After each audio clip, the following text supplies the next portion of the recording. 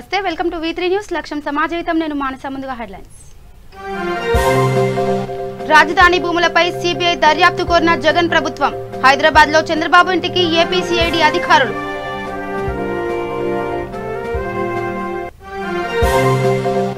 ఒక CC camera 100 మంది పోలీసులతో సమానం భద్రాద్రిలో సీసీ కెమెరాలకు ఎస్పీ రోహిత్ రాజు శ్రీకారం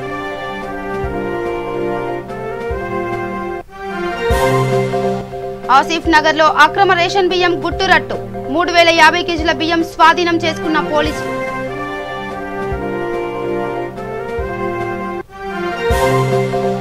పెద్దపల్లి జిల్లాలో డీజిల్ దొంగల ముఠా గుట్టురట్టు రామగుండంలో 4 నిందితుల అరెస్ట్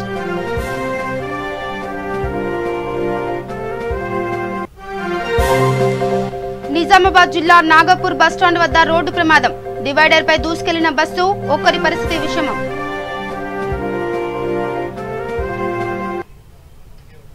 ఇక డీటెయిల్స్ కెళ్తే నాగార్జున సాగర్ దివంగత ఎమ్మెల్యే నోముల నరసింహయ్య ఆత్మీయతను ఎప్పటికీ మరవలేమని ఆయన ప్రజల హృదయాల్లో చిరస్థాయిగా నిలిచిపోతారని ఎమ్మెల్సీ రాజాసింగ్ అన్నారు రెండో రోజు ప్రారంభమైన అసెంబ్లీ సమావేశంలో భాగంగా నోముల నరసింహయ్య మృతి పట్ల సంతాపం తెలిపారు బడుగు బలహీన వర్గాల కోసం ఆయన ఎంతో కృషి చేశారని గుర్తు చేశారు जो कार्यक्रम लगाया इसके लिए मैं मुख्यमंत्री जी को धन्यवाद प्रकट करता हूं। साथ ही साथ ये बहुत ही दुर्भाग्य समय है कि आज हम उनको श्रद्धांजलि दे रहे हैं और वो आज हमारे बीच नहीं है। वैसे तो हमारे बीच में रहे हुए व्यक्ति वो जब भी असेंबली में कोई भी इशू पे बात करते थे तो सभी विधायकगण उनकी स्पीच को ध्यान से सुनते थे और समझते थे और प्योरली तेलंगाना भाषा में वो बात करते थे और बात करते करते सबको हंसा देते थे। ऐसे भाषा में उनको बहुत पावर था, बहुत ही सुंदर तरीके से बात करते थे। साथ ही साथ वो एक ऐसे नेता थे जो गरीब जनता के लिए लड़ते थे, मजदूरों के लिए लड़ते थे, किसानों के लिए लड़ते थे। एक योद्धा के टाइप में वो व्यक्ति थे। आज वो हमारे बीच नहीं है, बहुत दुखद हो रहा है क्योंकि जब भी मैं हाउस में बात करता था और ख़ास करके मुख्यमंत्री जी से मैं रिक्वेस्ट करता था कि मुख्यमंत्री जी हमें विधानसभा में आना है तो बोलते थे एम फिक्र बड़ो को मुख्यमंत्री का अवसर। इस प्रकार से एक अच्छा हर वो यानी पार्टी नहीं देखते, कुछ नहीं देखते थे, सबको मार्गदर्शन देते थे। ऐसे व्यक्ति आज हमारे बीच नहीं है।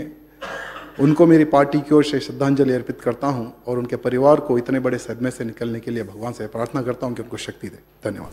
गौरव सभ्युలు బొల్లం మల్లయ్య యాదవ్ श्रद्धांजलि देने ఇక టీడీపీ అధినేత మాజీ ముఖ్యమంత్రి చంద్రబాబు నాయుడు ఇంటికి సిఐడి అధికారులు వెళ్లారు నవ్యాంధ్ర రాజధాని అమరావతి అసైన్ భూముల కొనుగోలు అమ్మకాలపై ఇటీవల కేసు నమోదైన విషయం విదితమే ఈ కేసు విషయమై హైదరాబాద్ లోని బాబు ఇంటికి ఏపీసీఐడీ అధికారులు నోటీసులు ఇచ్చేందుకు గాను వెళ్లినట్లు విశ్వసనీయ వర్గాల సమాచారం 2 బృందాలుగా వెళ్లిన సిఐడీ అధికారులు నోటీసులు ఇచ్చారు అయితే చంద్రబాబు కుటుంబ సభ్యులతో కూడా అధికారులు మాట్లాడారు ఎప్పుడు విచారణకు పిలిచినా కూడా తప్పకుండా హాజరు కావాలని నోటీసుల్లో అధికారులు పేర్కొన్నారట కేవలం చంద్రబాబు ఒక్కరే కాకుండా ఈ కేసులో ఉన్న దాదాపు 8 మంది పేర్లను నోటీసులో పేర్కొన్నట్లు తెలుస్తుంది నోటీసులో ఇంకా ఏ విషయాలను అధికారులు ప్రస్తావిస్తారు నోటీసులు ఇచ్చిన సమయంలో చంద్రబాబు ఇంట్లో ఉన్నారా లేదా మిగిలిన ఆ 8 మంది ఎవరు అనే విషయాలపై ఇంకా పూర్తిగా సమాచారం తెలియరాలేదు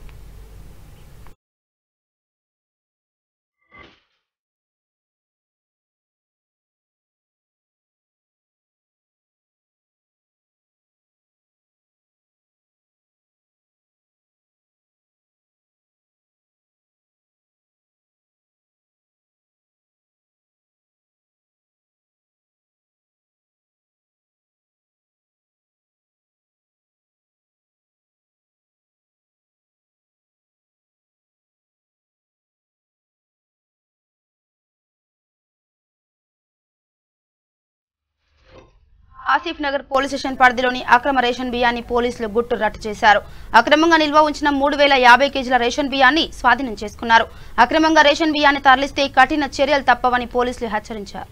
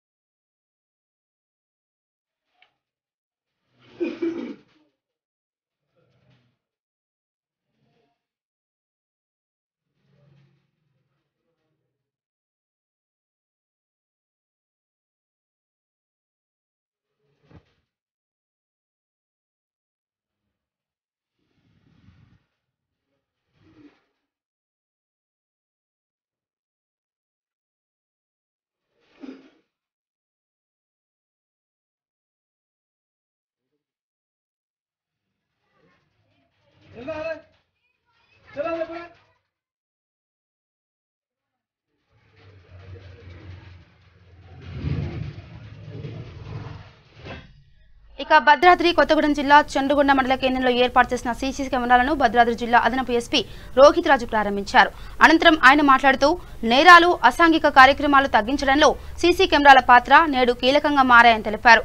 వ్యాపార సముదాయాల వద్ద వ్యాపారస్తులు కూడా తమ షాపులకు సీసీ కెమెరాలు ఏర్పాటు చేసుకోవాలని, దీని ద్వారా దొంగతనాలు, నేరాలు పూర్తిగా అరికట్టవచ్చని సూచించారు.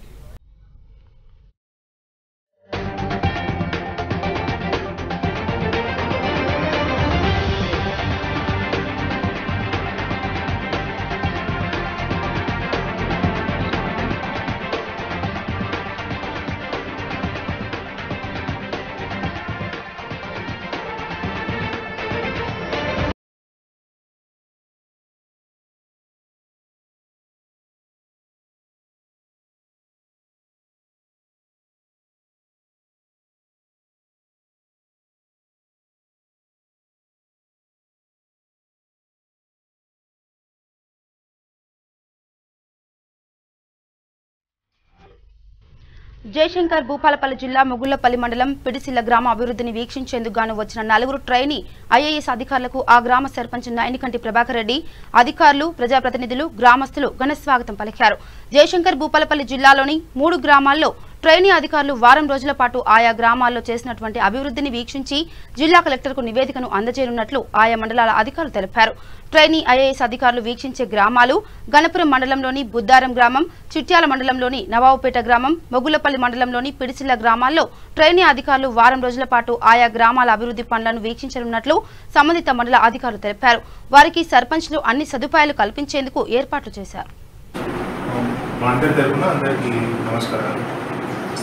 మా ట్రైనింగ్ పరంగా మేము ఒక సర్పంచ్ గారు చెప్పినట్టు 6 రోజులు గాను ఈ విలేజ్, ఈ గ్రామం యొక్క అభివృద్ధి పనులను, ఎలాంటి అభివృద్ధి పనులు మీరందరూ చేస్తున్నారు, జిల్లా యంత్రాంగము మరియు మండల యంత్రాంగము, డిఆర్డిఏ వాళ్ళు అంతా కలిసి ఎలా అయితే ఈ గ్రామాన్ని అభివృద్ధి చేశారనే విషయాన్ని మేము క్షుణ్ణంగా అధ్యయనం చేసి ఏవైతే చిన్నపాటి మార్పులు ఏవైతే చేయగలమో, ఇంకా మంచిగా ఎలా చేయగలమో దాని గురించి అధ్యయనం చేయడానికి మేము వచ్చాము. కాబట్టి మీ అందరి సహకారాన్ని మేము కోరుకుంటున్నాము. మీ అందరి నుంచి మేము చాలా నేర్చుకునేది ఉంది. ఈ చిన్న గడువులు 6 రోజులు చాలా చిన్న వ్యయం కావచ్చు, కానీ దీనిలో మేము చేయతగ్గట్టుగా మంచిగా పరిశీలన చేస్తే ఇంకా ముందుకు వెళ్ళడానికి చాలా ఉపయోగపడుతుందని మా అందరి భావన. కాబట్టి మీ అందరి సహాయ సహకారాలు అన్నీ ఉంటాయని మేము ఆశిస్తూ అందరికీ మా అందరి తరఫున అందరికీ నమస్కారాలు. మా ట్రైన్ మహబూబ్ నగర్ జిల్లా భూత్పూర్ మున్సిపాలిటీ కేంద్రంలో ప్రతిరోజు నిత్యావసరాల కోసం జనాల్లో వస్తూ ఉంటారు. ప్రతి ఆదివారం సంత జరుగుతుంది. వేలాది సంఖ్యలో జనాలు వస్తూ ఉంటారు. ఇది పేరుకే మున్సిపాలిటీ, కానీ ఇక్కడ ఎక్కువగా టాయిలెట్ ఇబ్బందిగా ఉందని తెలిపారు. ఇక్కడికి వచ్చే జనాలు మార్కెట్లో కూరగాయలు అమ్మేవారు కనీస వసతులు లేక ఎన్నో ఇబ్బందులకు గురవుతున్నారని చెప్తున్నారు. ఈ సంత మెయిన్ బజార్లో ఉండటం వలన ఇక్కడ జనాలు ఎక్కువగా వస్తుంటారు.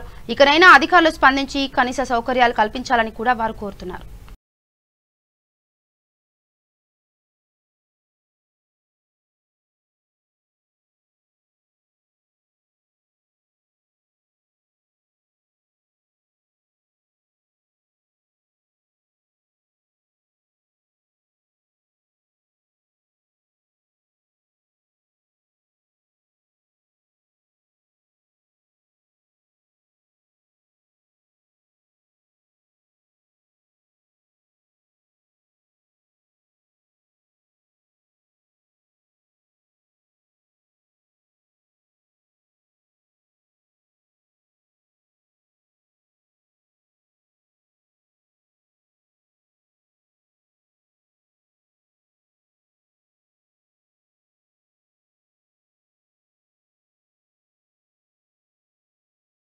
డివిజన్ పిఎన్టీ కాలనీ ప్రెసిడెంట్ లంక లక్ష్మీనారాయణ మీడియా సమావేశం నిర్వహించారు. ఈ సందర్భంగా ఆయన మాట్లాడుతూ రామచంద్రరావు గెలుపు తథ్యమని ధీమా వ్యక్తం చేశారు. టీఆర్ఎస్ నాయకులు ఎలక్షన్ కోడ్ కు విరుద్ధంగా పోలింగ్ వద్ద టీఆర్ఎస్ ఎమ్మెల్సీ అభ్యర్థి శ్రీవాణిదేవి ఫోటోలతో ప్రచారం చేయడం దారుణమన్నారు. బీజేపీ మన్సూరాబాద్ కార్పొరేటర్ కొప్పుల నరసింహారెడ్డిపై పుట్టిస్తున్న వదంతులు ప్రజలు నమ్మే పరిస్థితులు లేరని ఘాటుగా స్పందించారు.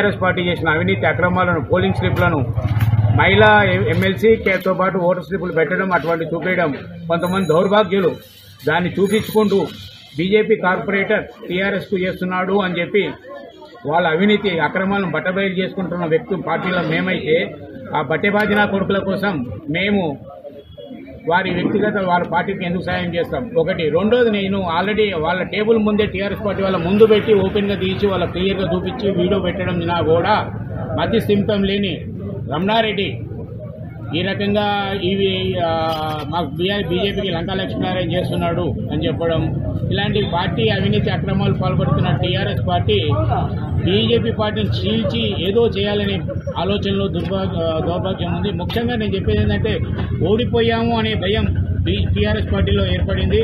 ఆ భయానికి ఏం చేయాలో తెలియక మతిస్థిమితం లేని వ్యక్తులు కొంతమంది దుష్ప్రచారాలు చేస్తున్నారు. అవి బీజేపీ పార్టీ నమ్మే స్థితిలో లేదు, ప్రజలు నమ్మే స్థితిలో లేరు. తప్ప నేల మీద నుంచి నడిచిన వాళ్ళు కాదు, వాళ్ళు నేలను నడవలేరు. కాబట్టి ముఖ్యంగా చెప్తున్నా, వాళ్ళ పార్టీలో వాళ్ళు ఉన్నవాళ్ళు టీఆర్ఎస్ పార్టీకి టికెట్ ఇవ్వకుండా లేటెస్ట్గా పివి నరసింహారావు గారు కూతుర్ని తీసుకొచ్చి ఇవ్వడం అనేది ఏందో కూడా ప్రజలందరికీ తెలుసు. ఒకే ఇంట్లో 4 ఓట్లు. ఇంకోటి ముఖ్యంగా 4 ఓట్లు ఉంటే ఒకటి ఇబ్రాహీంపట్నం, ఒకటి ఐత్ నగరు, ఒకటి చైతన్యపురి, ఒకటి ఉడా కాంప్లెక్స్, ఈ రకం ఉండేది పిఎన్టీ కాలనీలో, వెళ్ళేది 4 ఓట్లు 4 దిక్కులు. అంటే ఓడిపోతారనే భయం వాళ్ళలో ఉంది. కాబట్టి ఇంటికి చెట్టుకొకటి పుట్టకొకటిగా డివైడ్ అండ్ పల్స్ ఆంగ్లేయులు చేసిన విధంగా ఈ టీఆర్ఎస్ పార్టీ చేయడం మూలంగా ప్రజలు చాలా బాధపడుతున్నారు. కాబట్టి ప్రజలే బుద్ధి చెప్తారు. వాళ్ళ క్లాసు చెప్పుల దండ వేయడం కూడా జరుగుతుందని చెప్పి తెలియజేస్తుంది. ఇప్పుడు ఈ ఘటన పొద్దున్న నుంచి రెస్పాన్స్ ఉంది. ప్రజల పరంగా చాలా బాగుందండి. మధ్యస్థిమిత లేని 2-3 వ్యక్తులు మాత్రం, అందులో ఒకరు మాత్రం స్పెసిఫిక్ గా చెప్తున్నా, ఆ వ్యక్తి ఏదో ఓడిపోతామని ముందుగానే, అంటే గంటకో పార్టీ పేరంచిన వ్యక్తి ఆ వ్యక్తి ఏదో రకంగా చెప్పడం వల్ల ప్రజలు. ఇక విశాఖ ఉక్కు ఫ్యాక్టరీని ప్రైవేటీకరించవద్దని కేంద్ర కార్మిక సంఘాలు ఏఐటీయూసీ, సిఐటియు నేతలు తిరుపతి రైల్వే స్టేషన్ వద్ద కేంద్ర ప్రభుత్వానికి వ్యతిరేకంగా నినాదాలు చేస్తూ నిరసన తెలిపారు. అనంతరం సిఐటియు జిల్లా ప్రధాన కార్యదర్శి కందారపు మురళి, ఏఐటీయూసీ జిల్లా ప్రధాన కార్యదర్శి పి మురళి ప్రసంగిస్తూ విశాఖ ఉక్కు పరిశ్రమను ప్రైవేటీకరించవద్దని డిమాండ్ చేశారు. 32 మంది బలిదానంతో ఏర్పడిన విశాఖపట్నం ఉక్కు ఫ్యాక్టరీని ప్రైవేటీకరించాలనుకోవడం దారుణమని అన్నారు.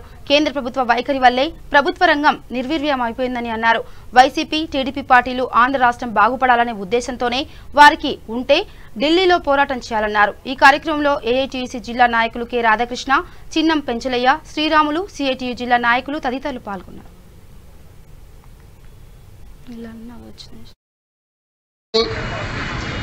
అదేవిధంగా బ్యాంకింగ్ రంగాన్ని మొత్తం కూడా ప్రైవేటీకరణ చేయాలని చెప్పేసి ఆలోచిస్తూ ఉన్నారు. ఇవాళ అనేక సంవత్సరాలుగా పోరాటాలు చేసి సాధించుకున్నటువంటి విశాఖ ఉక్కుని ఆంధ్రలో హక్కుగా పెట్టుకున్నాం. దాదాపు 32 మంది విద్యార్థులు బలిదానం కలిగినటువంటి పోరాటాలు త్యాగాలు చేసి విశాఖ ఉక్కును సాధించుకున్నాం. రైతాంగం లక్షలాది ఇవాళ వీధిన పడతా ఉన్నాయి. దాదాపుగా 50 రోజుల పాటు ఆందోళన చేస్తూ ఉంటే ఇటు రాష్ట్ర ప్రభుత్వం కానీ కేంద్ర ప్రభుత్వం కానీ విశాఖ ఉక్కు పైన పట్టించుకోవడం లేదు. ఇవాళ 100 రోజులు పైబడి ఢిల్లీ మహానగరంలో పెద్ద ఎత్తున ఆందోళన కార్యక్రమం చేస్తూ ఉంటే అక్కడ కూడా దేశ ప్రధానమైనటువంటి నరేంద్ర మోడీ, అమిత్ షా పట్టించుకోవడం లేదు. ఇవాళ బ్యాంకింగ్ రంగం మొత్తం కూడా బ్యాంకు ఉద్యోగస్తులు ఇవాళ మొత్తం అన్ని బ్యాంకుల దగ్గర సమ్మె నిర్వహిస్తూ ఉన్నారు. బ్యాంకింగ్ రంగాన్ని ప్రైవేటీకరణ చేయాలని చెప్పేసి ఆలోచిస్తూ ఉన్నారు. అదేవిధంగా 48 కార్మిక చట్టాలను 4 కోళ్లుగా వ్యవహరించి ఆ చట్టాలను కూడా కుదించడం జరుగుతూ ఉంది. వీటన్నిటికీ పరిష్కారం చేయాలని చెప్పేసి ఇవాళ దేశవ్యాప్తంగా రైల్వే స్టేషన్ల ముందర నిరసన ఆందోళన కార్యక్రమం చేస్తున్నాం. ఇప్పటికీ పరిష్కారం కాలేదు కాబట్టి ఈ నెల మార్చి 22, 23 2 రోజుల పాటు చలో ఢిల్లీ కార్యక్రమం పెట్టి ఢిల్లీ మహానగరంలో పెద్ద ఎత్తున లక్షలాది మంది కార్మికులు ఆందోళన కార్యక్రమం చేస్తున్నాం. ఈ 22, 23వ తారీఖున జరగబోయేటువంటి ఢిల్లీ మహానగరంలో జరుగుతున్నటువంటి కార్మిక సంఘాల సమ్మెను, ధర్నాన్ని జయప్రదం చేయాలని చెప్పేసి కూడా ఈ సందర్భంగా పిలుపునిస్తా ఉన్నాం. ఇక కొన్ని రోజులుగా రామగుండం పారిశ్రామిక ప్రాంతంలో డీజిల్ పెట్రోల్ దొంగతనాలకు పాల్పడుతున్న ముఠా గుట్టును ఎన్టీపీసీ పోలీసులు గుట్టు రట్టు చేశారు. ఈ ముఠాలోని 4 నిందితులను అరెస్ట్ చేశామని, మరొక నిందితుడు పరారీలో ఉన్నట్లు ఎన్టీపీసీ ఎస్ఐ స్వరూప్ రాజ్ తెలిపారు. ఎన్టీపీఎస్ జరిగిన విలేకరుల సమావేశంలో అరెస్ట్ కేసు వివరాలను వెల్లడించారు. ఈ నెల 8 రాత్రి సమయంలో స్థానిక గురుదీప్ ఫిల్లింగ్ స్టేషన్ నిలిపి ఉంచి లారీ డీజిల్ ట్యాంకును పగలగొట్టి డీజిల్ను చోరీ చేసిన విషయంలో వచ్చిన ఫిర్యాదు మేరకు కేసు నమోదు చేశామని తెలిపారు. ఈ కేసుకు సంబంధించి దర్యాప్తు చేయగా చోరీకి పాల్పడిన అంతర్గం మండలం పోచాలకు చెందిన 4 అరెస్ట్ చేశామని, కిరణ్ అనే నిందితుడు పరారీలో ఉన్నట్టు తెలిపారు. ఈ ముఠా సభ్యులు పారిశ్రామిక ప్రాంతంలో పెట్రోల్ బంకులు, రోడ్లపై పరిశ్రమల యార్డ్లో ఫార్మింగ్ చేసిన వాహనాలను లక్ష్యంగా చేసుకుని పగటిపూట రెక్కి నిర్వహించి రాత్రి సమయంలో డీజిల్ పెట్రోల్ను చోరీ చేస్తారని పోలీసులు వెల్లడించారు.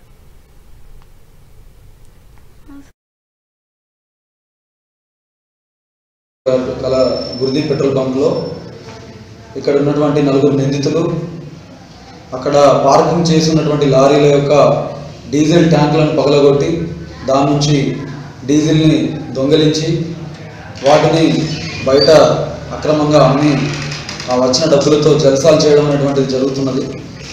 దీని మీద మేము కేసు నమోదు చేసుకొని దర్యాప్తు ప్రారంభించి అక్కడ ఉన్నటువంటి సీసీ కెమెరాల ఆధారంగా మరియు సాంకేతికత పరిజ్ఞానం ద్వారా, ఆధునాతన సాంకేతిక పరిజ్ఞానం ద్వారా ఆ పార్క్ చేసినటువంటి లారీలనే లక్ష్యంగా చేసుకొని వాటి డీజిల్ ట్యాంకులను స్క్రూ డ్రైవర్లతో నింపడం కానీ లేదా పగలగొట్టడం కానీ దాని నుంచి డీజిల్ను దొంగిలించి ఆ వచ్చినటువంటి డబ్బులతో జల్సాలు చేయడానికి వీళ్ళు అలవాటు పడ్డారు. కాబట్టి వీళ్ళ మీద కఠినమైన చర్యలు తీసుకోవడం జరుగుతున్నది. ఐపీసీ సెక్షన్ 379 కింద వీళ్ళ మీద కేసు నమోదు చేసి దర్యాప్తు చేయడం జరుగుతున్నది. ఈరోజు వీరిని అరెస్ట్ చేసి వీరి వద్ద నుండి వీళ్ళు దొంగతనానికి ఉపయోగించేటువంటి 2 బైకులను స్వాధీనం చేసుకోవడం జరిగింది. అదేవిధంగా డీజిల్ క్యాన్లను మరియు వీళ్ళ వద్ద ఉన్నటువంటి పనిముట్లను స్వాధీనం చేసుకోవడం జరిగింది. వీళ్ళు వాడేటువంటి ఒక ఆటో, మరొక వ్యక్తి పరారీలో ఉన్నారు. వారిని కూడా త్వరలోనే పట్టుకుంటాం. అదేవిధంగా వీరు ఎవరికైతే డీజిల్ని అమ్ముతున్నారో వాళ్ళందరి గురించి కూడా మేము ప్రత్యేక బృందాలని నియమించడం జరిగింది. వారిని కూడా త్వరలోనే పట్టుకోవడం జరుగుతుంది.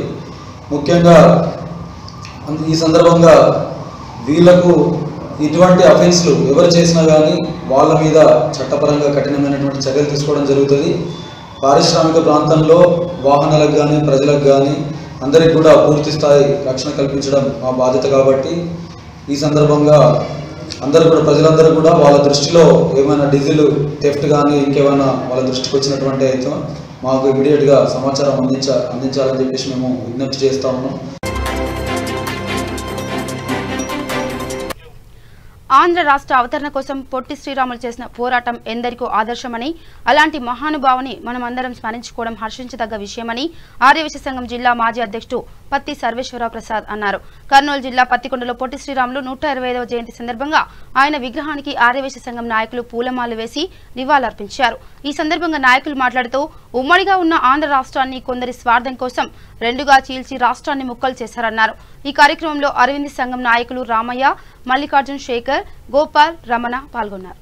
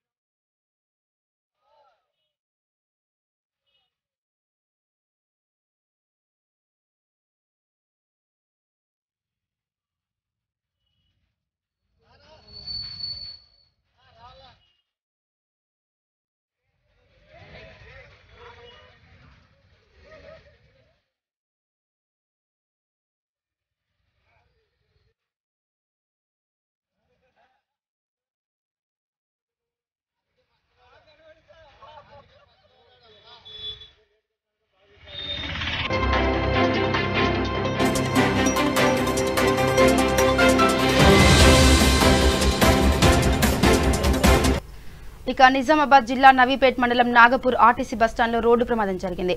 ఆర్టీసీ బస్సు అదుపు తప్పి డివైడర్పై దూసుకెళ్లింది. దీంతో బస్సు చక్రాలు ఊడిపోయాయి. ఈ ఘటనలో బస్సులో ఉన్న ఒకరికి తీవ్ర గాయాలు కాగా పరిస్థితి విషమంగా ఉంది. అనంతరం అతన్ని 108 ద్వారా నిజామాబాద్ ప్రభుత్వ ఆసుపత్రికి తరలించారు. ఆ బాధితుడు బాగేపల్లి వాసుడిగా గుర్తించారు. అనంతరం కేసు నమోదు చేసి పోలీసులు దర్యాప్తు చేపట్టారు.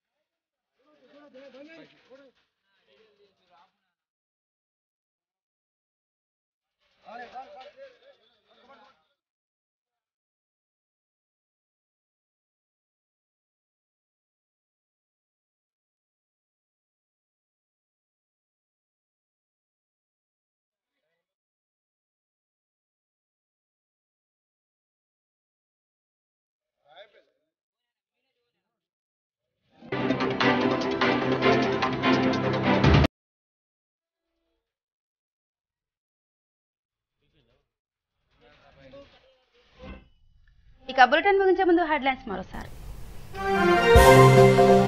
రాజధాని భూములపై సిబిఐ దర్యాప్తు కోరిన జగన్ ప్రభుత్వం. హైదరాబాద్ లో చంద్రబాబు ఇంటికి ఏపీ సిఐడి అధికారులు.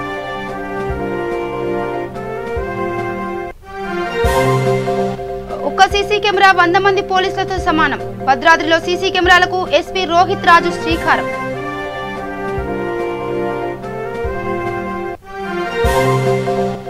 ఆసిఫ్ నగర్ లో అక్రమ రేషన్ బియ్యం గుట్టురట్టు. 3050 కేజీల బియ్యం స్వాధీనం చేసుకున్న పోలీసులు.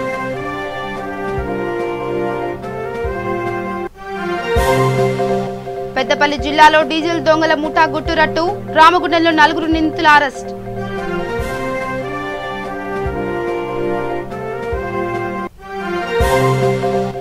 నిజామాబాద్ జిల్లా నాగపూర్ బస్టాండ్ వద్ద రోడ్డు ప్రమాదం. డివైడర్ పై దూసుకెళ్లిన బస్సు. ఒక్కరి పరిస్థితి విషమం. ఇవి bulletin updates. Keep watching V3 news. లక్ష్యం సమాజహితం. నమస్కారం.